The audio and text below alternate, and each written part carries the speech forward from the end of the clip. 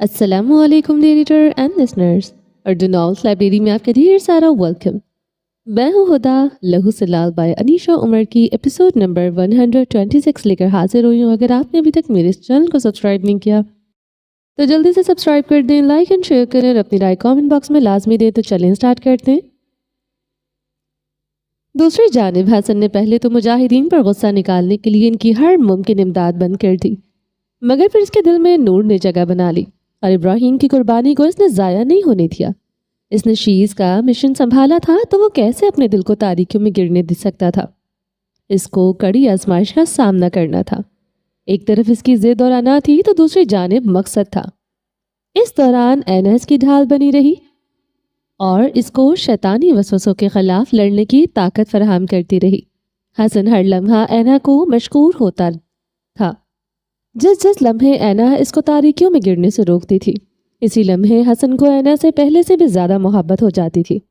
اس نے طاقتوروں کے ایوانوں میں آوازیں اٹھائی، تحریک کا آغاز کیا اور دنیا کے سامنے اسرائیل کو ننگا کر کے رکھ دیا۔ وہ حکومت کے باہر رہ کر یہ سب کچھ کرتا رہا کیونکہ حکومتوں کے ہاتھ بندھے ہوتے ہیں، مگر حسن کرداوی کو آزادی پسند تھی، اس لیے وہ حکومت میں رہ کر یہ سب نہیں کر سکتا تھا۔ مگر حکومت میں آنے کے بغیر وہ اپنے مقصد کے بہت قریب پہنچ چکا تھا، اور اس کا مقصد تھا ابراہیم کی بازیابی۔ وہ جانتا تھا کہ ابراہیم کسی عام جیل یا قید خانے میں نہیں تھے۔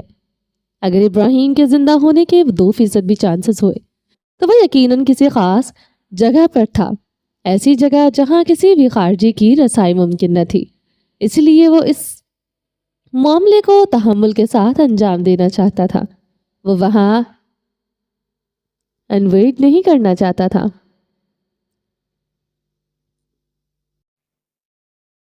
ایک بار مجاہدین کے انتقام کی وجہ سے فلسطینی ایک بہت بھاری قیمت ادا کر چکے تھے اور وہ ابھی تک مسلسل یہ قیمت ادا کر رہے تھے۔ ایسا حسن اور حسن کیسے بہت سارے لوگوں کو لگتا تھا، مگر حقیقت کچھ اور تھی، اور حقیقت تھی ان شیطانی بھیڑیوں کا خونخوار اور مکروہ مقصد۔ وہ لوگ غزہ پر حکومت نہیں چاہتے تھے، وہ اب غزہ کو مٹا دینا چاہتے تھے۔ وہ لوگ اب غزہ کے باسیوں کو ختم کر دینا چاہتے تھے، اور اس کے لیے وہ ہر حد سے تجاوز کر رہے تھے اور کر چکے تھے۔ ان کا کوئی جنگی قانون نہ تھا، وہ بس خونخوار درندے تھے جو بس مار دینا چاہتے تھے، جو بس خون پینا چاہتے تھے۔ دشمن بھی ہو تو نسلی ہو، مگر وہ ایک بد نسلہ دشمن تھا۔ وہ ایک بد نسل دشمن سے جنگ نہیں لڑی جاتی، نہ سیاسی نہ عسکری، کیونکہ وہ کسی جنگی قانون کو نہیں مانتا، اور اس ملک کے پیچھے کھڑا تھا ایک ایسا جانور جس کے پر کسی تتلی کی طرح خوبصورت تھے، جس کی زبان شہد سے زیادہ میٹھی تھی۔ اس کو دیکھ کر معلوم ہوتا تھا کہ پوری دنیا میں امن کا ٹھیکیدار بس یہی ایک کبوتر ہے، مگر حقیقت اس کے برعکس تھی، جو ایک بھدا خونخوار جانور تھا، تتلی کے روپ میں ایک درندہ جس کے پروں پر رنگ نہیں تھی، خون تھا، جس کی زبان سے مٹھاس نہیں مکاری ٹپکتی تھی، جو امن کا نہیں مفاد کا ٹھیکیدار تھا۔ وہ مفاد کا کاروبار کرتا تھا اور لوگ اس کے جال میں خوشی خوشی پھنس جاتے تھے، کیونکہ وہ بھی مفاد کی سیاست کرتے تھے۔ جہادی خون ناپید ہوتا جا رہا تھا، اب بس مفاد پرست لوگ جنم لے رہے تھے، جو اپنا مفاد پورا کر کے ایک عدد حج کر کے، کچھ عمرے کر کے اور کچھ رقم زکوٰۃ کے نام پر ادا کر کے مر جاتے تھے، جن لوگوں کو بہشتی کہتے تھے۔ اپریل کا وقت تھا، شام ہو رہی تھی۔ وہ ایک شفون کے پیروں کو چھوتے ہلکی گلابی رنگ کی فراک میں ملبوس تھی۔ ہم رنگ دوپٹہ لیے وہ لان کے عقبی حصے میں رکھی ایک کرسی پر بیٹھی تھی۔ سورج غروب ہو رہا تھا اور ایک اور دن تمام ہوا تھا۔ وہ اپنی عدت میں تھی، جس کو اس نے ایک دن بھی عدت تسلیم نہیں کیا تھا، کیونکہ وہ کہتی تھی کہ اس کا شوہر زندہ ہے اور زندہ لوگوں کی بیویاں ہوتی ہیں، بیوائیں نہیں۔ مگر اس کے ہر بار یہ بات کرنے پر یا تکرار کرنے پر منال کی حالت بگڑ جاتی تھی، اس لیے اس نے کچھ مہینوں سے چپ سادھ لی تھی۔ اس وقت بھی وہ ایک بیت کی کرسی پر بیٹھی تھی، سامنے ایک لکڑی کی میز پڑی تھی، جس پر اس کی ڈائری اور اس کا پین رکھا ہوا تھا۔ اس نے خود پر اپنا دوپٹہ اچھے سے پھیلا رکھا تھا، بھرا بھرا سا بدن پہلے سے زیادہ خوبصورت لگ رہا تھا، چہرے پر ممتا کا روپ دکھائی دیتا تھا۔ وہ مانتی نہیں تھی، مگر مرجان اس کو ہمیشہ کہتا تھا کہ وہ زیادہ پریٹی ہو گئی ہیں، مگر اس کے خیال میں وہ بس دن بدن موٹی ہوتی جا رہی تھی، جس کے لیے اس نے پورا ڈائٹ پلان بھی بنا رکھا تھا کہ ڈیلیوری کے بعد وہ اس ڈائٹ پلان پر سختی سے عمل پیرا ہوگی۔ اینا کا اکثر فون آتا تھا، ایک وہی تھی جو اس کی باتوں پر غصہ نہیں کرتی تھی۔ اگر صفا کہتی کہ ابراہیم زندہ ہے تو اینا انشاءاللہ کہہ دیتی، جس سے صفا کا یقین مزید پختہ ہو جاتا، اس میں ایک نئی زندگی سے بھر جاتی تھی۔ اینا اس کی امید کو پانی دے رہی تھی، جس پر حسن اس کو منع کرتا تھا کہ اگر امید کا پودا بڑا ہو کر جڑ سے اکھڑا تو وہ اپنے ساتھ ساتھ دل کی سرزمین کو بھی اکھاڑ دے گا اور وہ سرزمین تہس نہس ہو جائے گی۔ پر اگر یہ پودا مزید نہ بڑھا اور بنا پانی ملے ہی مرجھا گیا تو وہ زمین کو زیادہ فرق نہیں پڑے گا، بس وہ چند دن دیمک زدہ رہے گی اور زمین کے زخم بھر جائیں گے، وہاں نئے پودے لگائے جائیں گے تو ان کو زمین جگہ دے گی اور ان کی پرورش کرے گی۔ حسن اپنی جگہ ٹھیک تھا، مگر اینا صفا کا دل نہیں توڑ سکتی تھی۔ یہی فرق تھا ایک مرد کی اور ایک عورت کی سوچ میں۔ وہ رحم دل تھی مگر حسن حقیقت پسند تھا۔ اس نے قلم اٹھایا اور ڈائری کا آخری ورق کھولا۔ وہ کوڑا تھا مگر وہی ایک خالی ورق تھا۔ اس نے گہری سانس خارج کی اور مہم سا مسکرائی اور پھر قلم خود بخود جیسے چلنے لگا۔ صفا ابراہیم کا انتظار کرے گی۔ اس نے عنوان کی جگہ پر اپنا عہد لکھا اور پھر اس کے نیچے 2 لکیریں کھینچ دی۔ آپ کو پتا ہے آج کیا ہوا؟ اس نے سوال لکھا اور پین ہونٹوں میں دبائے ہنس دی۔ آج میں اور آنٹی ڈاکٹر کے پاس گئی تھی۔ آج ڈاکٹر نے ہمارے بیبی کا جنڈر بتا دیا ہے۔ میں نے تو منع کیا تھا مگر آپ کی ماما کو پتہ نہیں کیوں تجسس ہو رہا تھا۔ وہ لکھتے لکھتے ہونٹ گول کر گئی جیسے اس کا سرپرائز خراب ہو گیا ہو۔ مگر مزے کی بات، ڈاکٹر نے کہا ہے کہ بیٹی ہوگی۔ ابراہیم، ہماری سجل واپس آ جائے گی۔ وہ لکھتے لکھتے اتنی پرجوش ہوئی کہ وہ ساتھ ساتھ کھل کر مسکرا رہی تھی۔ آپ کو پتا ہے میری سجل واپس آ جائے گی۔ آپ دیکھنا میں اپنی سجل کو اس بار سنبھال کر رکھوں گی۔ اس کو اب کبھی بھی خود سے دور نہیں ہونے دوں گی۔ وہ ہمیشہ میرے پاس رہے گی، بہت پاس، کیونکہ اب اس کی صفا کمزور نہیں ہے۔ اس بار صفا اپنی سجل کی حفاظت کرے گی۔ اس بار صفا اپنی سجل کا خیال رکھے گی۔ اگر وہ خفا ہوگی تو میں مناؤں گی، اگر وہ اداس ہوتی تو میں ہنساؤں گی اس کو، اگر وہ روئے گی تو میں اس کے ہاتھوں صاف کر کے اس کو زور سے گلے لگا لوں گی۔ وہ اپنی روح میں لکھتی جا رہی تھی۔ اس کی آنکھیں سیاہ ہوں گی مگر ان میں ستارے چمکیں گے جیسے سجل کی آنکھوں میں چمکتے تھے۔ اس کے بال بھورے ہوں گے میری سجل جیسے، مگر میں اس کو کبھی ڈائی نہیں کروانے دوں گی۔ وہ میری سجل ہوگی ابراہیم، ہماری سجل۔ ہاں تھوڑی سی آپ کی بھی ہوگی مگر اس بار وہ زیادہ میری ہوگی۔ اس نے لکھتے لکھتے منہ مسوڑا۔ اس نے پھر سے پین پیپر پر جمایا تو اس بار آنکھوں نے چھوٹی سی گستاخی کر ڈالی۔ ان سے نمکین مایا بہتا ہوا کاغذ پر گرا تو کچھ الفاظ مسخ ہو گئے۔ اس نے جلدی سے اپنی آنکھوں کو رگڑا اور پھونک مار کر کاغذ کو خشک کیا۔ اس بار سجل بھی میری ہوگی اور ابراہیم بھی میرا ہوگا۔ اس بار صفا امیر ہوگی۔ اس بار صفا کے پاس سب کچھ ہوگا، بس آپ جلدی آ جائیں پلیز۔ دل نے آخری سطر پر اپنی من مانی کر ہی ڈالی۔ اس نے کرب سے آنکھیں بند کرتے ہوئے وہ ڈائری بند کر دی، اس پر پین رکھا اور وہ وہیں اپنے سینے پر بازو لپیٹ کر کرسی کے پشت سے ٹیک لگا گئی۔ اب آنکھیں پھر سے احتجاج پر اتر آئی تھیں۔ انہوں نے کرفیو کی خلاف ورزی کری اور اتنا برسیں کہ خشک ہو گئیں۔ سرمئی شام تاریک رات میں تبدیل ہونے لگی مگر صفا ابراہیم اپنی جگہ سے نہ ہلی۔ پریٹی لیڈی، وہ اس کو پکارتا ہوا وہاں آ ٹپکا۔ اس کی آواز پر صفا نے ہڑبڑا کر آنکھیں کھول دیں۔ وہ تقریباً بھاگتا ہوا اس کے پاس پہنچا۔ کیا ہوا ہے؟ صفا نے اپنی حالت درست کرتے ہوئے پوچھا۔ مرجان نے اپنے چھوٹے چھوٹے ہاتھوں میں صفا کے ہاتھ تھامے وہ مسکرا تھی۔ آپ پلیز پرومس کریں، آپ مرجان کی بات مانیں گی۔ وہ پریشان سا لگ رہا تھا۔ صفا سیدھی ہو کر بیٹھی۔ اس نے مرجان کے دونوں ہاتھ اپنے ہاتھوں میں تھامے اور ایک ہاتھ اس کے گال پر رکھا۔ کیا ہوا ہے شہزادے؟ آپ مجھے چھوڑ کر نہیں جائیں گی نا؟ آپ نے کہا تھا کہ آپ مرجان کے لیے موجود رہیں گی۔ اس کی آواز میں خوف کی آمیزش تھی۔ صفا حیران و پریشان تھی۔ آپ پرومس کریں پلیز۔ بیبی بھی پرومس کرے گا، وہ مرجان کو چھوڑ کر نہیں جائے گا۔ اس نے صفا کے ہاتھ کو زور سے تھاما۔ پرومس، میں اپنے شہزادے کو چھوڑ کر بھلا کہاں جاؤں گی؟ کیا ہو گیا ہے؟ صفا نے اس کو کھینچ کر اپنے ساتھ لگایا۔ مرجان کی سانس تیز ہو رہی تھی۔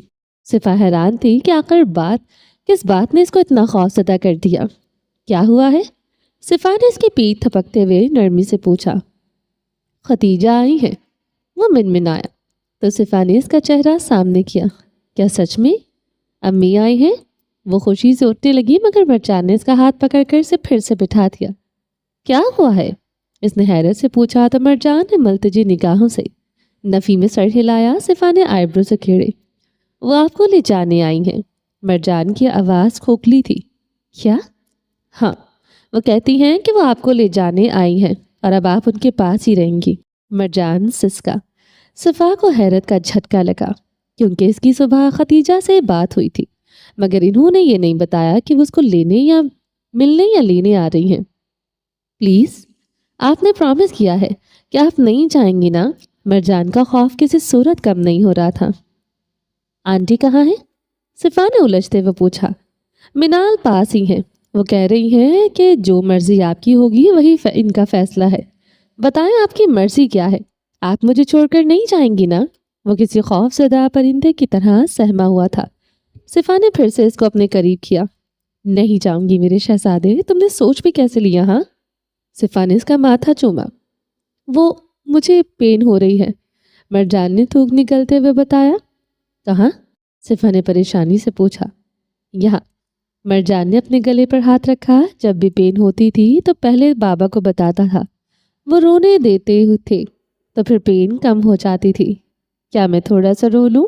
مرجان نے معصومیت سے کہتے صفا کے بدن سے روح کھینچ لی۔ صفا نے اس کو سینے سے لگایا۔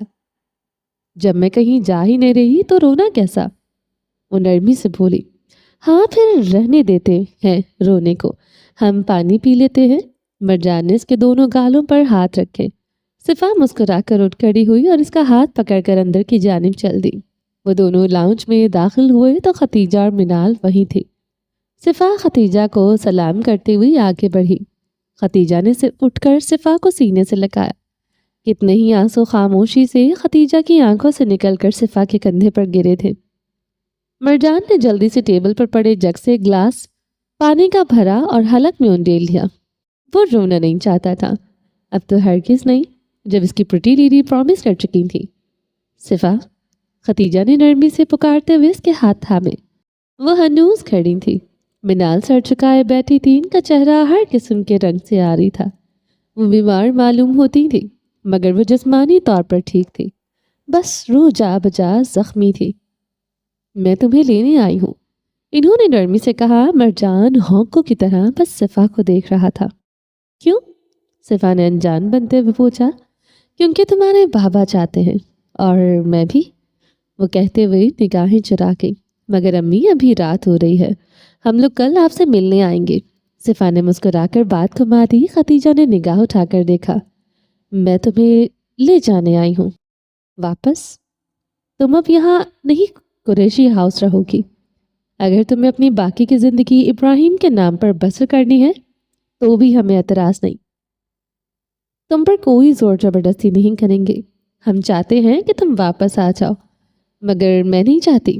اس کے دو ٹوک انداز پر منال نے نگاہ اٹھا کر دیکھا تھا، ان کی زخمی روح پر جیسے کسی نے مرہم رکھا تھا۔ ختیجہ اس کو دیکھ کر رہ گئی۔ یہ میرا گھر ہے، میرے شوہر کا گھر، یہ میرے شوہر کی ماں ہے جو کہ میری بھی ماں ہے، یہ میرے شوہر کا بیٹا ہے جو کہ میرا بھی بیٹا ہے، اور یہ، کہتے اس نے اپنے پیٹ پر ہاتھ رکھا، یہ بھی میرے شوہر کی اولاد ہے۔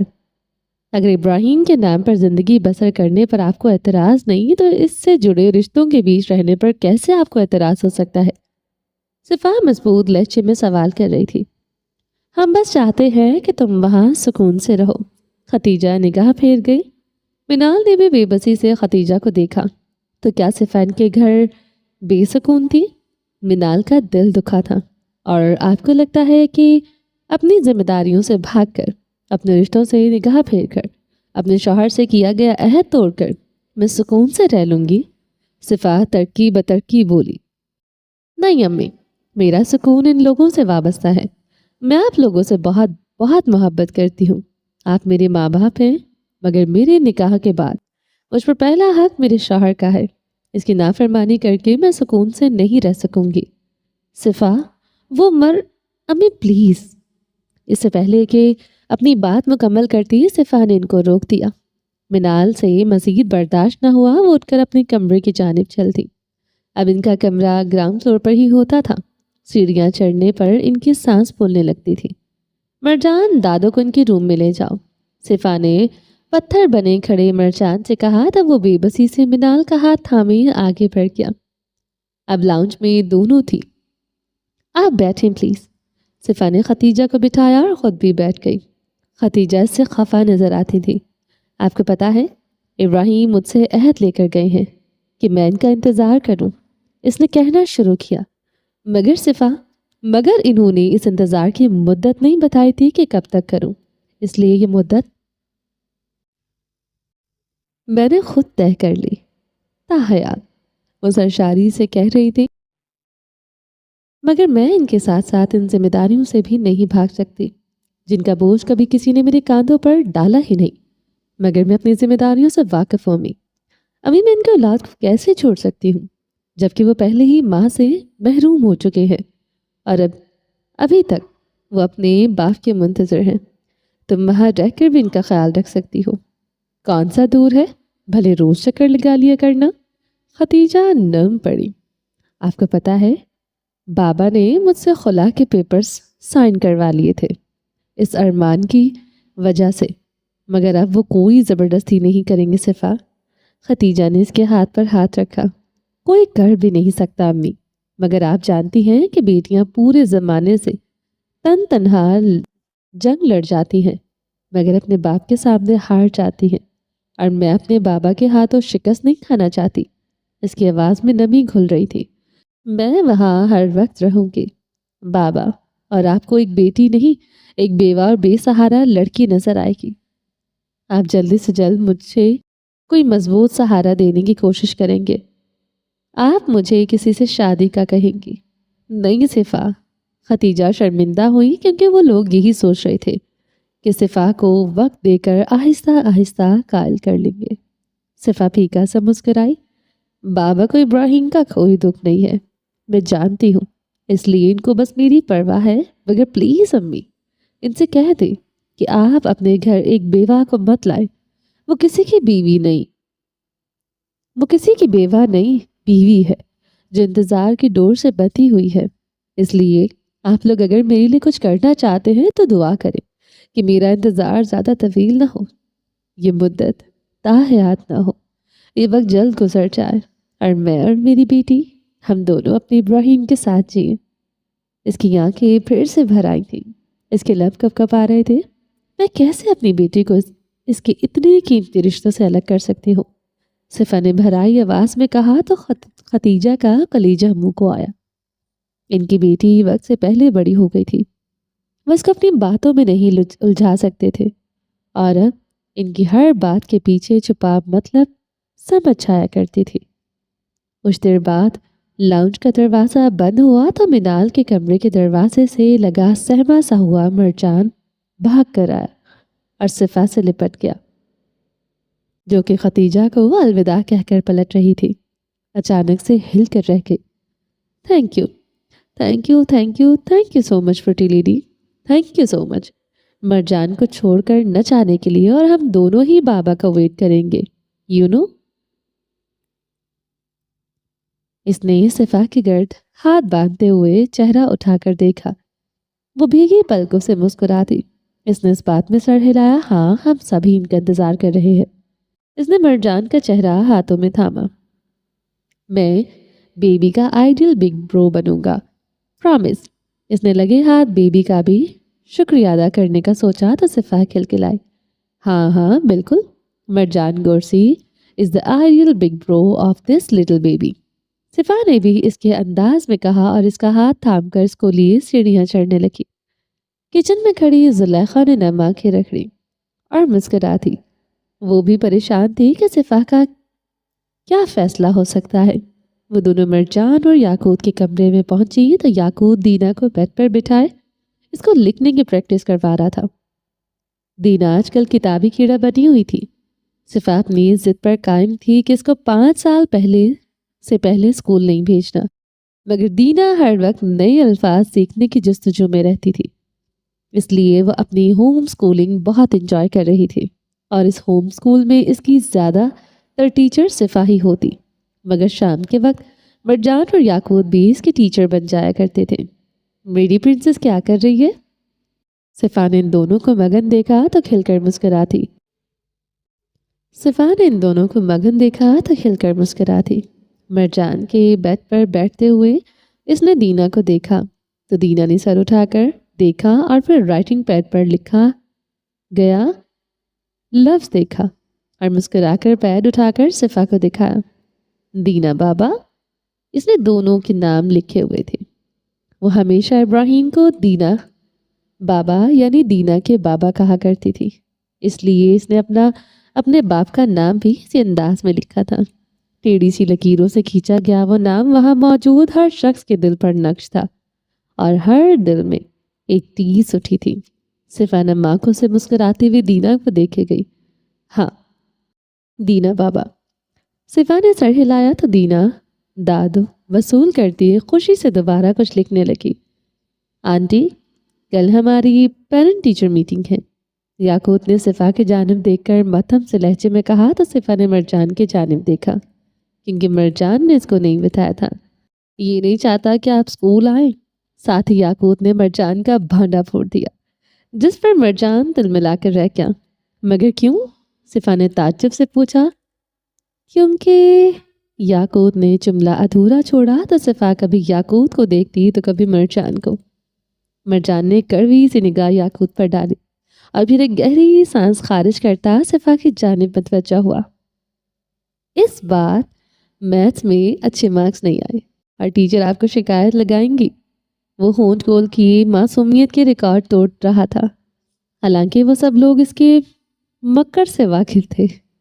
तो क्या हुआ? सिफा जानती थी कि इसकी डांस से ज़्यादा टीचर की शिकायत से वो हरगिज़ परेशान नहीं था। वो आंखें सकेड़े इसका जायज़ा ले रही थी।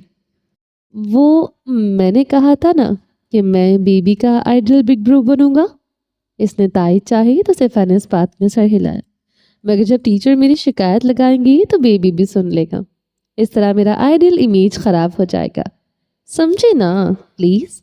इसने बाप के इख्तिताम पर इल्तिजा की। सिफा जो बमुश्किल अपनी हंसी पर काबू पाए हुए थी, मरजान की बेतुकी बात पर वो हंसी छूट गई। याकूत भी हंसने लगा और दीना को शामिल में देर नहीं हुई थी। अब वो तीनों हंस रहे थे जबकि मरजान बेबसी की मूरत बने बैठा था। मैं बस अपने इमेज को प्रोटेक्ट कर रहा हूँ, वो मिनमिनाया। सिफा और याकूत मजीद हंसती है। मरजान कुछ देर इनको देखे गया और फिर बेड से उतरकर अपने बेबसी के सामने जाकर बैठ गया। वो इन लोगों से खफा हो चुका था। मिसेस किरदावी, वो हमेशा की तरह सदा लगाता हुआ घर में दाखिल हुआ था। एक 4 पीस पहने वो तैयार सा था। मालूम है पढ़ता था वो कहीं से आ रहा था या फिर कहीं जा रहा था। वो लाउंज में पहुंचकर सीढ़ियों पर निगाह टिकाए हुए पुकार रहा था। मगर वो किचन से बरामद हुई। इसको एक निगाह देखते ही हसन ने बाहें वाह की और गर्दन एक जानिब गिराई। ऐना अपने अजली मगर शाही हुलिये में मुस्कुराकर सर छटकती हुई इसके पास आई और बिना किसी मज़ाहमत के इसकी मोहब्बत वसूल कर गई। कहीं जा रहे हो? वो पूछती अलग हुई। कैसे पता चला? इसने आंखें सुकेड़ी। जब कहीं से आते हो तो तकान ज़दा होते हो, यानी अब परिंदा घर लौट आया। मगर जब कहीं जा रहे होते हो तो फ्रेश होते हुए हो, यानी अभी एक और परवान भरनी है। उसकी आंखों में देखती मुस्कुरा कर बोली। हसन ने आईब्रो झुकाए। क्यों, सही अंदाज़ा लगाया ना? ऐना ने आंख दबाई। हसन ने मुस्कुराते हुए सर झटका और इसके गिर्द बासु लपेट कर इसको अपने करीब खींचा।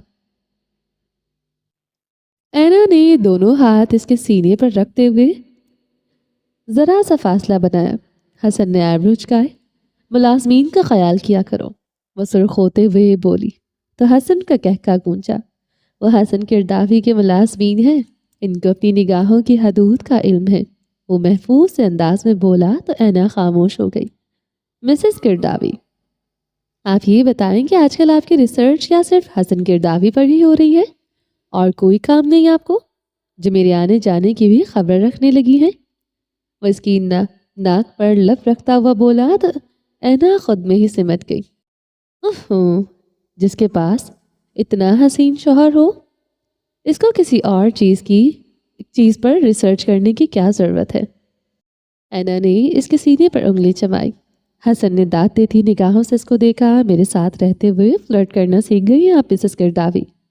نہیں تو، یہ میرا ہڈن ٹیلنٹ تھا جو کہ اب اود کر باہر آ رہا ہے۔ اینا شوخی سے مسکرائے۔ وہ اسی طرح اپنی شوخ مسکراہٹ اور چنچل اداؤں سے حسن کی تھکان اتار دیا کرتی تھی، وہ جو مسلسل گھنٹوں کی میٹنگ سے تھک جاتا تھا۔ ایک بار اس سے ملاقات کر کے یوں تر و تازہ ہو جاتا کہ اب مزید وہ 48 گھنٹے کام کرنے کے لیے تیار ہو جاتا تھا۔ اچھا سنو، حسن نے سنجیدگی سے کہتے اس کا سر اپنے سینے سے لگایا۔ اینا ٹھٹکی۔ 1 ہفتے کے لیے US جا رہا ہوں، اس نے نرمی سے بتایا تو اینا نے سر اٹھا کر دیکھا۔ اس کی تھوڑی ابھی تک حسن کے سینے پر ہی ٹکی ہوئی تھی۔ تم ساتھ جانا چاہو گی؟ حسن اس کی آنکھیں پڑھ کر پوچھنے لگا۔ اینا نے اداسی سے اس بات میں سر ہلایا۔ بچوں کے ایگزامس ہو رہے ہیں، سوچ لو، ورنہ مجھے تو پہلے بھی ان کی پڑھائی میں دلچسپی نہیں تھی۔ میرے ایک حکم پر ڈگری ان کی ہتھیلی پر رکھ دی جائے گی۔ حسن نے مسکراہٹ دبائے ہوئے آنکھ دبائی۔ اینا نے اس کو گھور کے دیکھا۔ ڈگری بس ایک کاغذ کا ٹکڑا ہوگا حسن، وہ تو وہی میٹر کرتا ہے نا، ایک کاغذ کا ٹکڑا۔ حسن نے کندھے اچکا دیے۔ اینا نے مزید بحث نہیں کی اور وہ پھر سے اپنا گال اس کے سینے پر ٹکا گئی۔ کب تک نکلنا ہے؟ وہ اداسی سے بولی۔ ابھی 2 گھنٹے تک۔ حسن نے اس کے سر پر بڑے آرام سے بم پھوڑا تھا۔ اینا اس کو دیکھ کر رہ گئی۔ پرامس، جلدی واپس آ جاؤں گا۔ حسن نے دونوں ہاتھوں میں اس کا چہرہ تھاما اور شدت سے اس کی پیشانی چومی۔ We will miss you، اینا منمنائی۔ اور تمہیں لگتا ہے کہ میں نہیں کروں گا اپنی جلی ہوئی روسٹڈ مسٹری بیوی کو؟ حسن نے شرارت سے بھرپور لہجے میں کہا۔ اینا نے سینے پر ہاتھ مارا۔ اف، یہ تشدد بھی یاد آئے گا۔ 7 دن کیسے اس تشدد کے بنا کٹیں گے؟ حسن نے اس کا ہاتھ پکڑ کر لبوں سے لگایا۔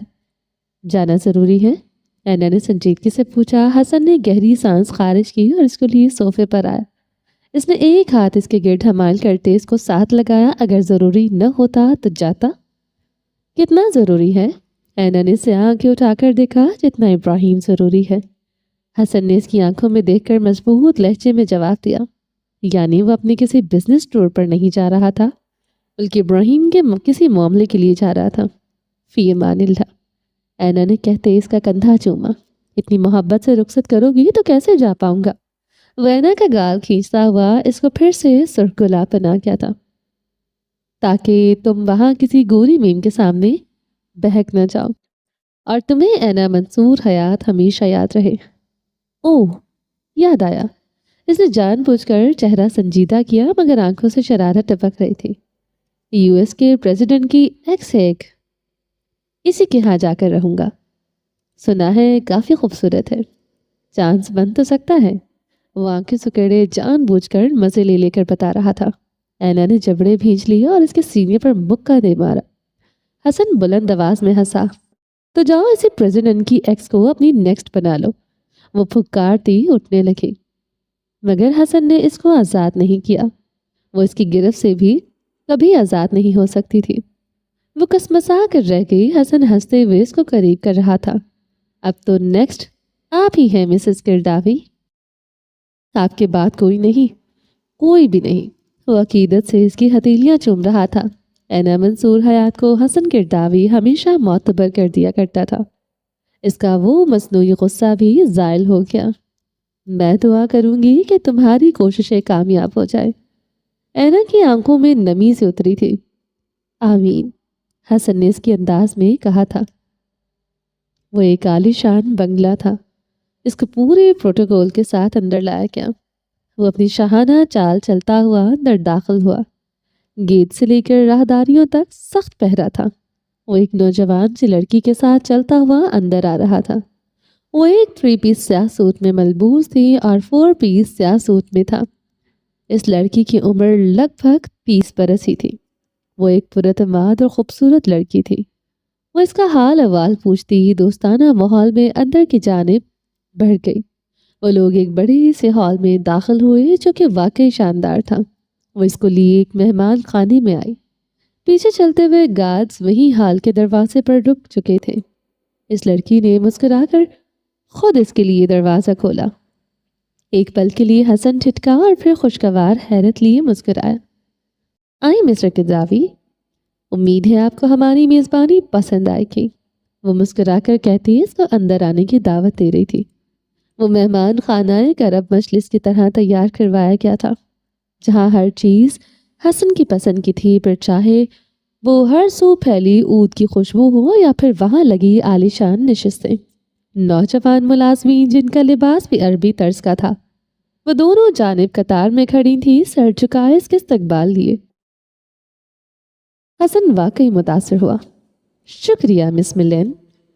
حسن نے سر کو ذرا سا ایک جانب خم دیتے اس کو داد دی تھی۔ وہ کھلے دل سے مسکرائی اور نشست کی جانب اشارہ کیا۔ حسن نے مسکرا کر نفی میں سر ہلا دیا۔ اس لڑکی کے چہرے کے تاثرات یکدم تبدیل ہوئے۔ کیا ہوا مسٹر قرداوی؟ کیا آپ کو ہماری مہمان نوازی پسند نہیں آئی؟ میں معذرت خواہ ہوں، وہ شرمندہ ہوئی۔ نہیں مسز ملین، مجھے آپ کی مہمان نوازی بہت پسند آئی ہے، مگر کیا ہے نا، میں اپنی ثقافت اپنے ملک میں چھوڑ کر آپ سے یہاں ملنے آیا ہوں۔ اگر مجھے صرف ثقافت دیکھنی ہوتی تو اپنے ملک میں رہتا، زیادہ سے زیادہ آپ کو دبئی بلوا لیتا، مگر میں یہاں آیا ہوں تو مجھے میری نہیں اپنی ثقافت دکھائے آپ۔ اس کے الفاظ نے سامنے کھڑی لڑکی کو تھوک نگلنے پر مجبور کیا۔ یعنی حسن قرداوی کسی صورت متاثر نہیں ہوا تھا۔ آف کورس، آئیے۔ وہ پھر بھی مسکرا کر اس کو لیے باہر آ گئی۔ اب وہ لوگ ایک دوسرے ہال میں جا رہے تھے۔ اس نے دروازہ کھولا تو وہ ایک میٹنگ روم تھا۔ That's perfect. حسن مسکرایا تو وہ بھی پھیکا سا مسکراتی۔ اس نے کرسی کی جانب اشارہ کیا۔ وہ دونوں سربراہی کرسی چھوڑ کر آمنے سامنے بیٹھ گئے۔ وہ اس کا آفیشل میٹنگ روم تھا، جہاں کوئی سپائی کیمرہ کام نہیں کرتا تھا، پھر وہ خود ہی کیوں نہ لگانا چاہتی تھی۔ یہ اس کی اور اس سے ملنے والوں کی سیکیورٹی کی وجہ سے تھا، تاکہ اس کمرے کی باتیں یہی دفن ہو جائیں۔ نہ تو کوئی باہر کا اس کمرے میں ہوئی باتوں کو سن سکے اور نہ ہی ان باتوں کو ریکارڈ کر کے کوئی ثبوت بنا سکے۔ وہ ایک قبر تھی، رازوں کی قبر۔ سیاہ اور سرمئی رنگوں کے امتزاج میں رنگا وہ میٹنگ روم کافی کشادہ تھا، جس میں ایک بڑی سی بک شیلف تھی۔ حسن نے یوں ہی نگاہ دوڑائی۔ مس ملین یروشلم میں بھی گئی تھی؟ حسن نے مسکرا کر دیکھا تو سارا نے اس کی نگاہوں کا تعاقب کیا۔ حسن کی نگاہ وہاں ایک ریک میں رکھی ایک تصویر پر گئی، جس میں مس ملین کے ساتھ ایک لڑکی کھڑی مسکرا رہی تھی۔ وہ دونوں تب کافی کم عمر معلوم ہوتی تھی۔ جی، وہ بس مسکرا کر رہ گئی، مگر وہ ابھی تک حیران تھی کہ اس کو کیسے پتا چلا کہ وہ تصویر یروشلم سے لی گئی تھی۔ یروشلم کی ہر گلی کوچے سے واقف ہوں۔ یہ مسلم کوارٹر کی ایک پرانی گلی کی تصویر ہے۔ وہ آج ایک بار پھر سے شیش حسن افندی کی طرح مائنڈ ریڈنگ کر رہا تھا۔ مقابل کے ماتھے پر پسینے کے قطرے نمودار ہوئے۔ کافی؟ اس نے دوستانہ انداز میں پوچھا۔ یس، ٹرکش پلیز۔ حسن نے اس کے انداز میں جواب دیا۔ وہ مسکراتے ہوئے اب کافی آرڈر کر رہی تھی، جبکہ حسن اس میٹنگ روم کا جائزہ لے رہا تھا، بلکہ وہ کسی ایکس رے مشین کی طرح ایک ایک چیز کو اندر تک جاننے کی کوشش میں تھا۔ مسٹر قرداوی، اس نے حسن کو متوجہ کیا۔ حسن مسکرا کر اس کی جانب دیکھنے لگا۔ مجھے امید ہے کہ یہ پروجیکٹ ہمارے لیے منافع لائے گا۔ میں اس کو لے کر کافی پرجوش ہوں، کیونکہ مجھے عربوں کے ساتھ کام کرنے کا تجربہ نہیں، مگر آپ سے مل کر لگتا ہے کہ یہ تجربہ اچھا گزرے گا۔ وہ اب اس کی توجہ اس تصویر سے ہٹانے کی کوشش میں تھی۔ سارا گولبرگ، حسن نے نام لیا۔ جی، سارا گولبرگ ہے نا اس تصویر میں؟ ابراہم گولبرگ کی بہن؟ وہ بنا چہرے پر کوئی سنجیدہ تاثر لائے کسی دوست کی طرح اسے پوچھ رہا تھا۔ اس لڑکے نے زبان دانتوں میں دبائی۔ اس کو 1000 بار کہا گیا تھا کہ وہ تصویر وہاں سے ہٹا دے، مگر وہ اپنی ہٹ ڈرمی کی وجہ سے ہی جانی جاتی تھی، اور آج اس کو اپنی ہٹ ڈرمی پر غصہ آیا تھا۔ جی، وہ سارا گولبرگ ہے۔ وہ مسکرا نہ سکی۔ کافی قریبی تعلقات ہیں آپ کے گولبرگ خاندان سے۔ وہ محفوظ نگاہوں سے اس کو دیکھ رہا تھا۔ نہیں، بس سارا سے دوستی ہوئی تھی، ایسے ہی ایک ٹرپ پر، مگر پھر ہم دوبارہ نہیں مل سکے۔ اس نے گہری سانس خارج کی۔ حسن نے اسی انداز میں اس بات میں سر ہلایا۔ مگر مجھے لگتا ہے کہ وہ کچھ دن پہلے ہی آئی تھی آپ سے ملنے، اور یہیں سے میٹنگ روم میں آپ دونوں۔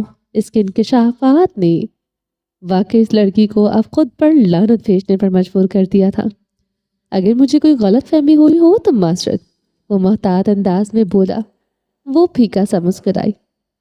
نہیں، اس کے بعد ہماری یروشلم میں ملاقات نہیں ہوئی، مگر سارا کبھی یہاں آئے تو مل لیتی ہے مجھ سے۔ اس نے اپنی پچھلی بات کو واضح کرنے کی کوشش کی۔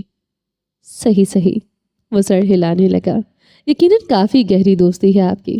اب کی بار اس کی آنکھوں میں تاریکی اتری تھی اور مقابل اس تاریکی میں ڈوب گئی۔ ایک ایسی سرزمین جو آنسو پیتی ہے اور لہو بہاتی ہے، وہ سرزمین جو 3 مذہب کی اقوام کے لیے مقدس ہے۔ اسی سرزمین پر قیامت ڈھائی جا رہی تھی۔ ہر سو ظلم کا اندھیرا چھایا ہوا تھا اور موت کا جانور بے لگام گھوم رہا تھا۔ عمارتیں کھنڈرات میں تبدیل ہو چکی تھیں اور بچے بھوک سے بلک رہے تھے۔ ہر طرف بلاکٹ تھی۔ کہیں سے امداد نہیں پہنچ رہی تھی۔ جو امداد پہنچائی جاتی تھی وہ ناقص تھی، مگر پھر بھی وہ معصوم اللہ کا شکر کرتے نہیں تھکتے تھے۔ غزہ شاید ختم ہو جائے، مگر غزہ کی زمین پر جو لہو بہا ہے وہ اپنی داستان ہمیشہ سناتا رہے گا۔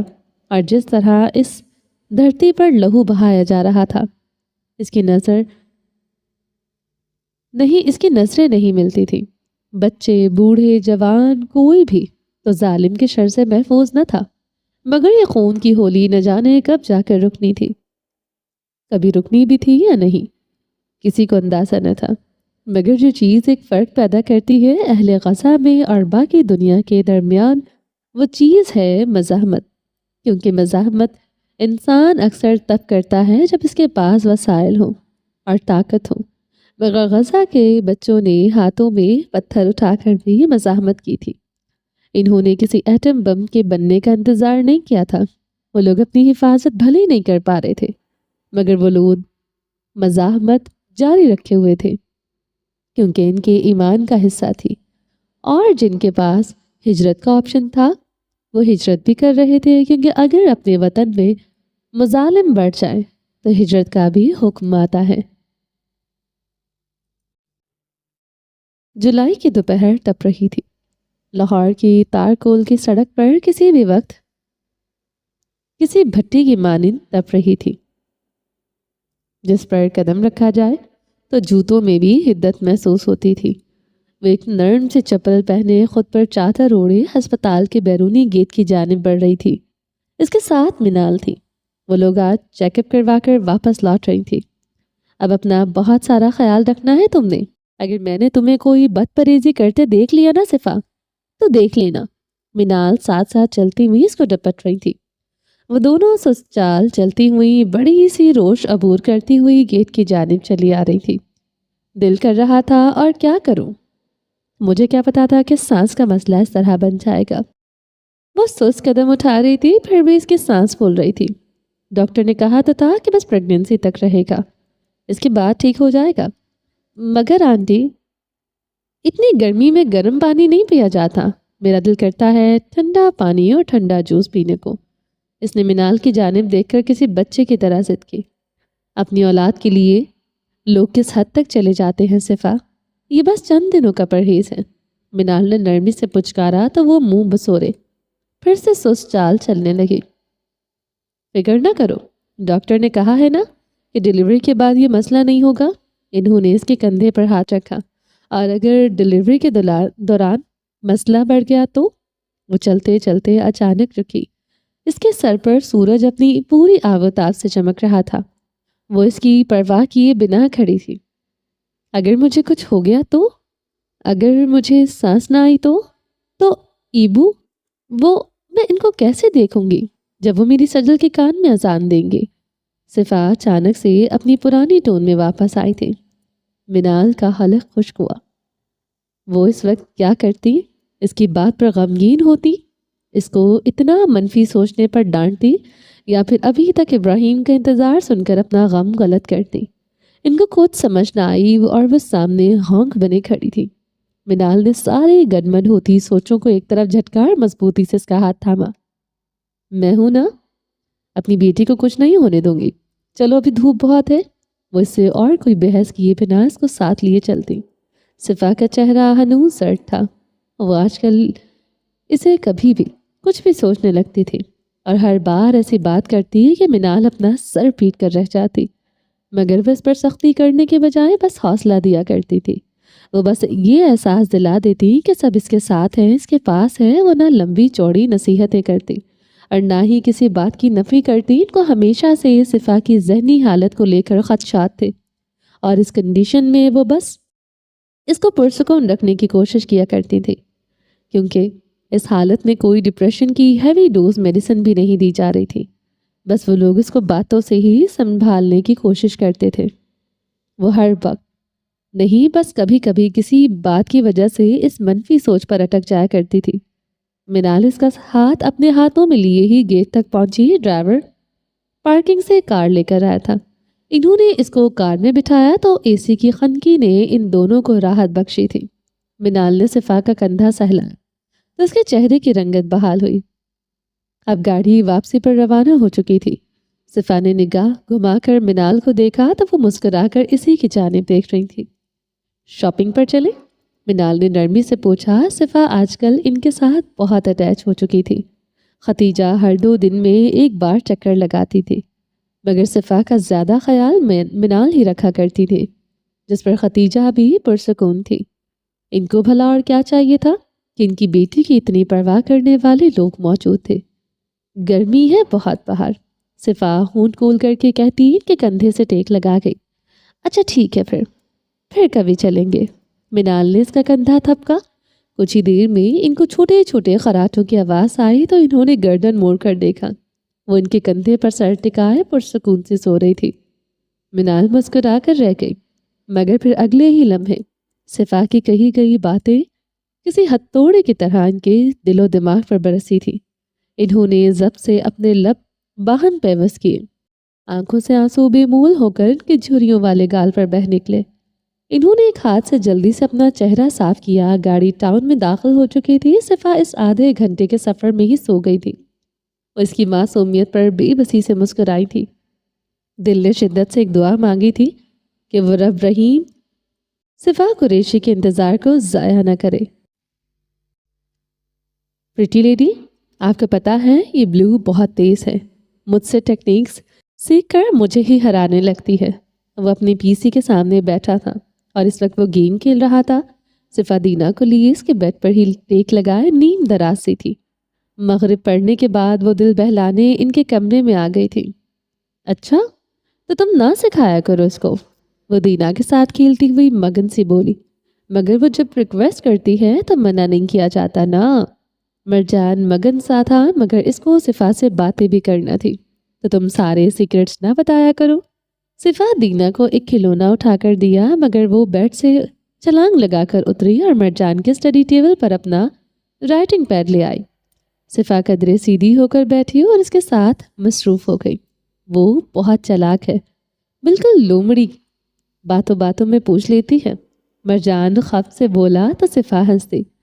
تو یوں کہو کہ تم بھی چاہتے ہو کہ وہ سیکھ جائے؟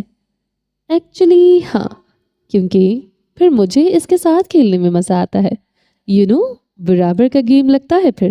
مرجان نے مزے سے کہتے کندھے اچکائے۔ صفا کھلکھلائی۔